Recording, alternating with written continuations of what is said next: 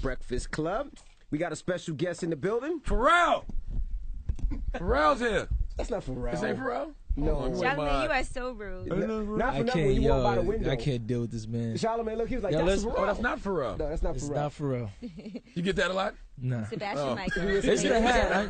It's the hat. It's cool. Like, I've gotten it before, but I don't get it a lot. You know what I mean? Because I've been wearing hats like this for a long time, too.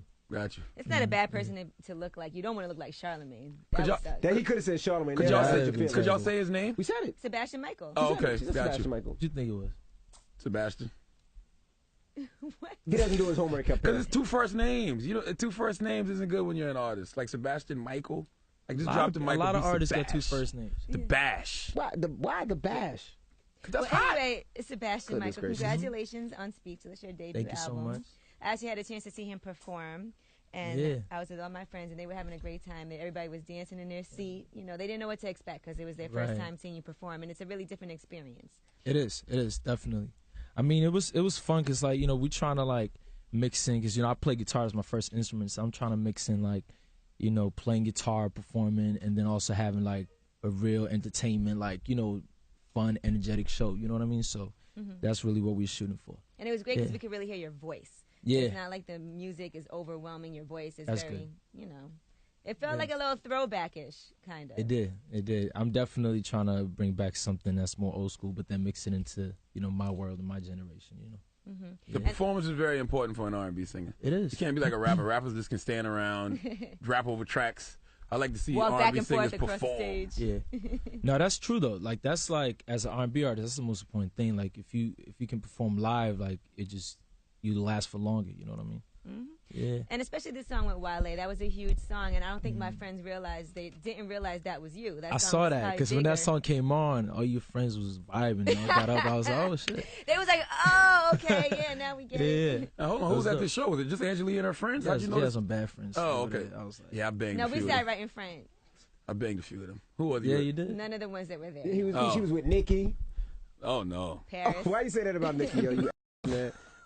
I hate you, man. And Paris clogged up a toilet, by the way. She ate some Krispy Kreme donuts in Myrtle Beach and took it #2 and clogged the toilet.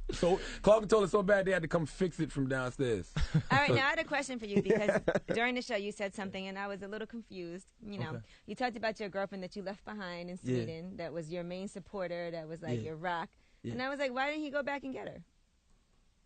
Well, that's a good question. Honestly, it was a long time ago. This is like over 3 years ago, even more, like about 4 years ago. So, I came so far, like, and I just focused on doing this by myself. You know what I mean? That we just kind of like separated and we haven't really talked. You know what I mean? We might have another Round of girl applause now, for you. Round of applause. Because once you get signed and you start growing and your career starts growing, it's time to move on to new vagina. Nah, that's not what it was. There's different levels to this vagina, man. But I mean, that's not what it was. Nah. You gave her props for holding you down, for being the main person Of supporting course. you, and I was like, why didn't he go back? Or you just didn't talk to her anymore? Nah, well, she's seeing someone right now. First of all, Damn. but then but you know He that's ain't not. Sebastian, though. He ain't the bash. But it's like that's not what it was. Like honestly, I look at it like this. Like now, more and more, I'm seeing how hard it is to find someone that's loyal. So that's like why I took that into like, you know what I mean? Like you start realizing what you have more and more the older you get. So do you try her? You still holler at her? You still call her? You still text her? Nah. What you mean the older you get? What you, 20? Nah, 24. Oh, okay. Yeah. I always feel like people that grew up like overseas, like in Sweden, they feel a lot more mature than people here. I don't know what it is. Yeah, You know what it is? I feel like when we go to other countries, like you guys have speak different languages. Yeah. Like we don't go. No, I'm saying we don't go to Germany. I mean, obviously, Envy's never left the country. But I'm saying we don't go to, if you go to Germany or if you go to Paris, they speak English. Yeah. But we don't go there and speak their language. I feel like a lot of people are like bilingual, trilingual. Yeah. But a lot of people here, like Envy, do you speak other languages? Yes. What? Spanish. Let me hear. ¿Cómo está usted? And we already know Charlamagne barely That's great. speaks English well. But what No, I'm don't saying try to is- deflect from the fact that, okay, we know people in other No, countries I'm speak saying other languages. We they know can speak English, and we always, I think, assume when we go places, people can speak English. Like, Yeah, I mean, to me personally, like I came when I was 18, so for me, you know, I just lived there for a while, and you know, I was so young, so I kind of just adapted. When I first came, though, I had an accent. Like I still have an accent, but I had like a thick accent.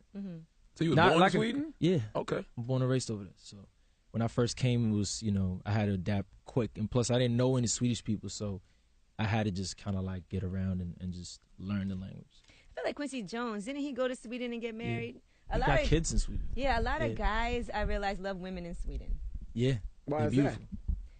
They How beautiful. Sweden women? They're blonde, Swedish. got blue eyes. They look, you know what I'm saying? I love Nubian white queens. Tell me more. Oh, stop it, you perv. You like America better than Sweden? Yeah, I kind of do. Why? It just fits me a lot better. You know what I mean? Sweden to me is like they're dealing with a lot of issues that, it kind of like held me back. You know what I'm saying? Trying to do what I do. You know what I mean? Like they're dealing with a lot of racism. They're also, it's a smaller country too, so they kind of like, they're trying to keep this like network of like, we don't want to see nobody like get that far. You know what I'm saying? Like they're trying to keep everybody equal. Could you like have a socialist type of, mindset. You know what I'm saying? Could you have pursued a music career in Sweden? That's the thing. I feel like I wouldn't have gotten anywhere, and I probably wouldn't have made any money. So that's why I came over here, because I knew that I'm not really going to get anywhere, and being able to do it over here, I can kind of do it on that level that I saw myself on being. So how'd you get signed? YouTube. I was doing YouTube videos. Not a lot of like covers. It was actually more like original material. I used to go out on the street, play. Like I was a street performer for a little bit. You moved from Sweden. You had no green card. You needed to make money. You got you a bucket. Yeah. Played the guitar. Collected change. That's the story. It's a great story. I like it. Nice. How'd you get Wale on your joint? And then you also got Rick Ross. How'd you work with those two dudes? I was in Miami last year, and I was just cutting a bunch of records. And then the style of records was like, I wanted to take something that had like a retro feel, something that was old school, and then mix it in with like something that was new. So I kept, I didn't want to like follow any of the common trends of where people were going R&B wise. So I didn't know who was gonna, flock with the music or whatever. But when Wale was like the first person that like really like liked the lane of music that I was trying to go for. So we came up with the Last Night record together, and then after that, I linked with Ross for the third single. Right. Yeah. The tattoo Afro-Ram, what's that mean? It's not Afro-Ram. What is Afro-Ram. it? Afram, what's that mean? It's an African dialect. It's actually because I'm half Ethiopian, so it's an Ethiopian dialect. Okay. Yeah. And so being signed to Slip and Slide Records, we all know, Slip and Slide. What? I ain't heard that name in a while. I love Slip and Slide. Yeah. I'm from the South, though, so I grew up on Slip and Slide. Of course, yeah, definitely. Did you know a lot about Slip and Slide and their whole legacy and Nothing. hip hop? I didn't know nothing. You don't know Nan? Nah. I'm trying to say that. I know now. Yeah. I've met Trick. He's funny. He's a cool guy. He's funny. You ever smoke bunk with Trick? Bunk is weed and coke mixed. Don't do it. Have you ever smoked a blunt with Trick? Nah, I didn't smoke with Trick. Okay. Yeah. Nah, but the smartest decision you probably ever made in your life. yeah, probably. But nah, personally, like I didn't know nothing about Slip and Slide, but their vision of like what they was trying to do, and they already kind of felt what I was trying to do music wise. Like I came in with a mixtape, so they was really liking what I had already. So they just wanted to go, and that's why I really signed with them. Because like most people was like, yeah, we like it, all right, cool, we want to sign you, but then we want to keep you on the shelf, and then we want you to do something different. But they was just like, yo, we just want to go right away and just push your music. So you had other options? There was other labels that wanted to sign you too? Yeah, we did a bunch of meetings, but they were definitely the label that I felt most comfortable, signing with. Oh, did you meet Trina? No, I haven't met Trina. Is Trina even still on Slip and Slide? Probably not, right? So. I don't know. I have no idea. No, I haven't met Trina though, but she used to be on Slip and Slide. So you went from Sweden to Miami? Nah, I came to LA first. Okay. Yeah, and then I moved to Boston, and then in Boston I got signed. So I never lived in Miami. I just went back and forth because the studio was down there, so we just kept traveling back and forth. And now I live in New York. So how did you meet the folks from Slip and Slide in Boston? YouTube? They reached out to you? Or? Yeah, it was just through YouTube. Like they found me online, and then just flew us down.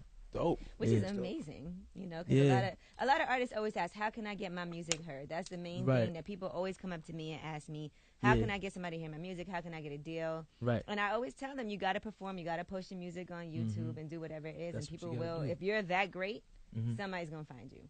And that's true. Like I feel like I didn't want to wait and trying to get, because I used to do that. I used to write music and see if I can get the music placed, and then nothing would happen with those songs. So I was like, man, I'd just put these songs out myself, and you know what I mean, and do little videos for them on YouTube and stuff like that. And that's that's how we got signed. So that worked out for me. Have you made any money yet? A little bit.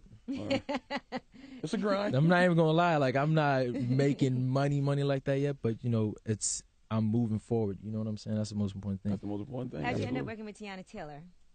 I've known her for a while. She's you know, she's definitely the homie, and she we have some mutual friends and stuff. So she had heard last night, and she liked the song. So we just linked up and just started vibing on music. And then we came across a duet song that I wrote, and I felt like would probably fit her. And then she liked the song, so we just cut it. Okay. Yeah. She's dope though. She got a lot of good music. I was very impressed actually when she played me her music. Yeah, we actually like Tiana Taylor a lot up here. She's the homie. Yeah, a couple of songs. Yeah, she's dope. I don't know if y'all heard the whole like album with like we a haven't whole heard bunch of songs. We heard songs, but she's dope. It's dope.